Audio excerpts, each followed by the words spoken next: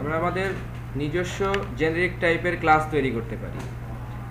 যেমন জেনারিক টাইপের class declare করতে গেলে নর্মাল ক্লাস ডিক্লারেশনের সাথে আমরা এই পাশে একটা ব্যবহার করব হচ্ছে যে একটা ডায়মন্ড হেডের মাধ্যমে একটা সিম্বল। এখানে টি হচ্ছে জেনারেল, যে কোনো জেনারিক টাইপ।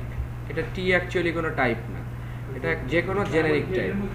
ডায়মন্ড হেডের ভিতরে যেটা দিলাম সেটা এটা হচ্ছে একটা টাইপ। অ্যাকচুয়ালি যখন আমরা এই ক্লাসের অবজেক্ট তৈরি করব তখন আমরা যেই টাইপটা এখানে দিব সেই টাইপটা এই ক্লাসের মাধ্যমে পাস হয়ে গেল। এই কারণেই বলা হচ্ছে জেনারিককে বলা হচ্ছে যে জেনারিকের মাধ্যমে আমরা টাইপ পাস করি। অ্যাকচুয়ালি যখন আমরা মনে করেন এই যে জেনারিক টাইপের এই যে লিস্টের ভিতরে এরকম লিস্টের ভিতরে স্ট্রিং পাস করছি। কিভাবে পাস করছি? কারণ এই লিস্টটা হচ্ছে জেনারিক টাইপ। এই দেখেন লেখা আছে, এটা একটা ইন্টারফেস। এই যে লিস্ট তার ভিতরে একটা ই টাইপ দেওয়া আছে, তাহলে এখানে আমরা ই এর জায়গায় স্ট্রিং বসালে ই ওটা রিসিভ করছে। ঠিক একইভাবে আমরা যখন এখানে আমাদের নিজস্ব একটা ক্লাস তৈরি করব তখন এরকম একটা জেনারিক টাইপ। এখন এই যে জেনারিক টাইপের যে সিম্বলগুলো ব্যবহার করা হয় তার ভিতরে ই হতে পারে, টি হতে পারে, তারপরে এম হতে পারে, ভি হতে পারে। জেনারেলি যখন আমরা ম্যাপ তৈরি করব, নিজেদের ম্যাপ, তখন ম্যাপের জন্য ম্যাপের একটা কি থাকে এবং একটা ভ্যালু থাকে। তো কি এর জন্য ইউজ করা হয় কে, আর ভ্যালুর জন্য ইউজ করা হয় ভি। জেনারেলি এটা ইউজ করা হয় বোঝার জন্য। আর এমনি যে কোনো জেনারিক টাইপ হচ্ছে টি। আর জেনারেলি এক্সেপশনের জন্য যখন কোনো কিছু ব্যবহার করা হয় তখন ব্যবহার করা হয় ই, অর্থাৎ যখন এটা যদি কোনো এক্সেপশনের কোনো টাইপ ব্যবহার করা হয়। জেনারেলি এই প্যাটার্নটা মানে ফলো করা হয়। তো যে কোনো জেনারিক টাইপ হচ্ছে টি। তো যখন আমরা এখন এইখানে একটা অবজেক্ট আমরা নিলাম, এই অবজেক্টের টাইপটাও আমরা বললাম টি, কারণ এখানে মনে করেন আমি যদি স্ট্রিং পাঠাই তাহলে এর টাইপ হয়ে যাবে স্ট্রিং। তারপরে অ্যাডের ভিতরে আমি এই যে এখানে ক্লাস অবজেক্ট তৈরি করার সময় যে টাইপ পাঠাচ্ছি সেই টাইপের অবজেক্টটা এখানে চলে আসলো। তারপরে একটা মেথড আছে গেট, এটা রিটার্ন করতেছে টি, অ্যাড করার পরে গেট করতেছে টি। এখন এখানে খেয়াল করেন যে এই যে জেনারিক ক্লাস ডেমো, এই ক্লাসের যখন আমি অবজেক্ট তৈরি করলাম তখন এইখানে আমি ডায়মন্ড হেডের মাধ্যমে প্যারামিটার পাঠিয়ে দিলাম। তাহলে প্রথমে আমি পাঠিয়ে দিলাম হচ্ছে ইন্টিজার। তাহলে এই ক্লাসটা আমি এই ক্লাসের টাইপটা হলো ইন্টিজার, এবং এর আমি আরেকবার তৈরি করলাম স্ট্রিং পাঠিয়ে দিলাম, সেই স্ট্রিংকেও রিসিভ করলাম। এরপরে আমি বললাম যে ইন্টিজার মানে যে integer box dot add new integer, এটার অবজেক্টের নাম ছিল। তো আমি 10 অ্যাড করলাম, আর স্ট্রিং বক্স যেটা ছিল তার সাথে আমি স্ট্রিং অ্যাড করলাম। দুইটা আলাদা আলাদা অবজেক্ট, আমি দুই ধরনের অবজেক্ট অ্যাড করলাম, একটা ইন্টিজার, একটা হচ্ছে স্ট্রিং। এরপরে আমি জাস্ট বললাম যে ইন্টিজার বক্স ডট গেট বলতে আসলে সে ওই অবজেক্টটাকে রিটার্ন করছে, আর স্ট্রিং বক্স ডট গেট সে ওই অবজেক্টটাকে রিটার্ন করছে। তাহলে আমরা এখন দেখতে পাবো যে ইন্টিজার ভ্যালু হচ্ছে 10 আর স্ট্রিং ভ্যালু হচ্ছে হ্যালো। তার মানে এই যে ক্লাসটা, এই ক্লাসের ভিতরে আমি একটা জেনারিক টাইপ অ্যাপ্লাই করলাম, যে জেনারিক টাইপটার মাধ্যমে ওই টাইপের অবজেক্টকে সে রিটার্ন করছে। এভাবে একটা ক্লাসের ভিতরে এরকম, যেমন এই যে একটা মেথড অ্যাড, একটা মেথড, এই মেথডের ভিতরেও কিন্তু আমরা ইউজ করলাম আসলে জেনারিক। এবং আগের এক্সাম্পলগুলো যেগুলো আপার বাউন্ড, লোয়ার বাউন্ড, ওইখানেও আমরা দেখলাম যে মেথডের মধ্যে কিভাবে জেনারিক অ্যাপ্লাই করা হয়। ঠিক আছে, তো আমরা দেখে নিলাম যে ক্লাসের মধ্যে কিভাবে জেনারিক অ্যাপ্লাই করা হয়। ঠিক একইভাবে ইন্টারফেসের মধ্যেও আমরা এই টাইপের জেনারিক অ্যাপ্লাই করতে পারি। এখন আমরা দেখব যে মেথডের মধ্যে কীভাবে জেনারিক অ্যাপ্লাই করা হয়।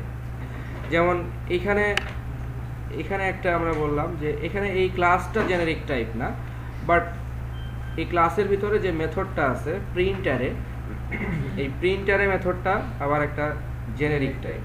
যেমন এই জেনারিক টাইপ বলতে গেলে এর রিটার্ন টাইপটাও কি হবে সেটাও আমরা বললাম। আর এখানে সে একটা টাইপের অ্যারে রিসিভ করতে পারে, কিন্তু সেই অ্যারেটা কি টাইপের সেটাও আমরা বললাম না, এটাও জেনারিক টাইপ। দ্যাট মিনস এই মেথডটা প্যারামিটার হিসেবে একটা অ্যারেকে রিসিভ করে, যেই অ্যারেটা একটা জেনারিক টাইপ। আর এই মেথডটা একটা টাইপকে রিটার্ন করে, যেই টাইপটা হচ্ছে ওই জেনারিক টাইপ। অর্থাৎ সে যেই টাইপের অ্যারেকে রিসিভ করবে সেই টাইপের অ্যারেকে রিটার্ন করবে।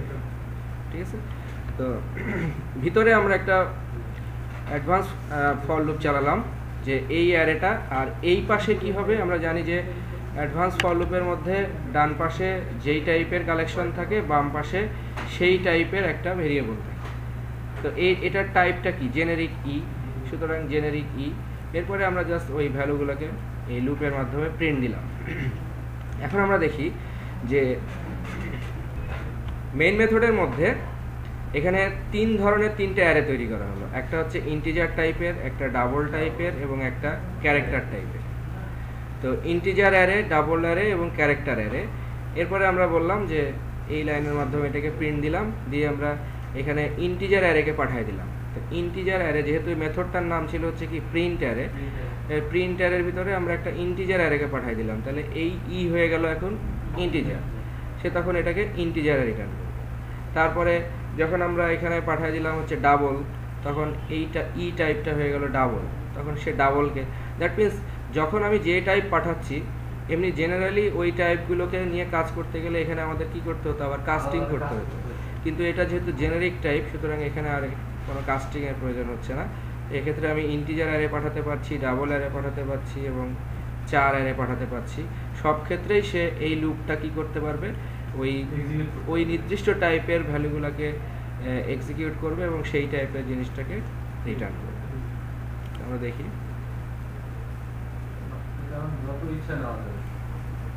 তাহলে ইন্টিজার অ্যারে যেটা আছে সেটা এরকম প্রিন্ট দিল। এই মেথডটা কিন্তু রিটার্ন টাইপ হচ্ছে ভয়েড, বাট এই মেথডের ভিতরে যেহেতু এটা এই টাইপের, সুতরাং এই পাশে আমরা একটা টাইপ দিয়ে দিলাম, সেটাও হচ্ছে ই। তো অ্যারে ইন্টিজার টাইপটা এভাবে প্রিন্ট পেলাম, ডাবলটা আমরা এভাবে প্রিন্ট পেলাম, আবার যেটা ক্যারেক্টার ছিল হ্যালো, সেটাও আমরা প্রিন্ট পেলাম। তাহলে একটা ক্লাস, এরকম একটা ক্লাসের মধ্যে জেনারিক অ্যাপ্লাই করা যায়, ওই ক্লাসের মেথডের মধ্যেও জেনারিক অ্যাপ্লাই করা যায়। আবার এই ক্লাসের যদি কোনো কনস্ট্রাক্টর থাকতো, তাহলে আমরা ওই কনস্ট্রাক্টরের মাধ্যমেও জেনারিক অ্যাপ্লাই করতে পারতাম। আর এই জেনারিক অ্যাপ্লাই, এটা হচ্ছে আমাদের নিজস্ব জেনারিক অ্যাপ্লিকেশন।